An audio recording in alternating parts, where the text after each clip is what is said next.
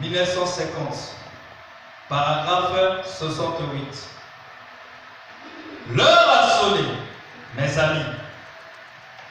Le temps est arrivé.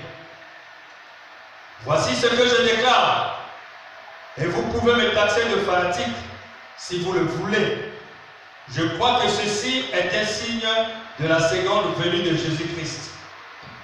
Amen. Amen. En effet, il y aura des signes et des prodiges.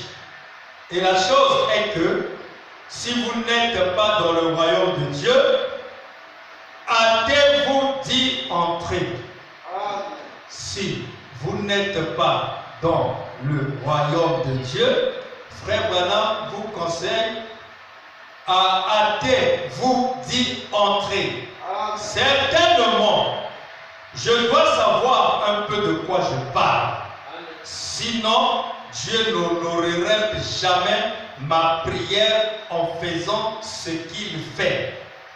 Et vous qui êtes en dehors du royaume, cherchez Christ comme votre refuge maintenant, pendant qu'il est temps et pendant que vous en avez l'occasion. Amen.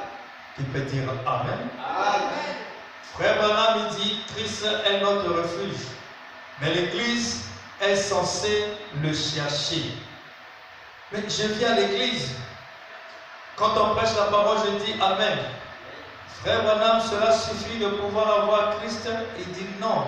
Amen. Tu peux passer des temps là, toute la vie dans l'Église, et à la fin tu meurs, tu vas en enfer. Amen. Mais il dit, vous qui êtes en dehors du royaume, je vous conseille d'hâter et ensuite d'y entrer.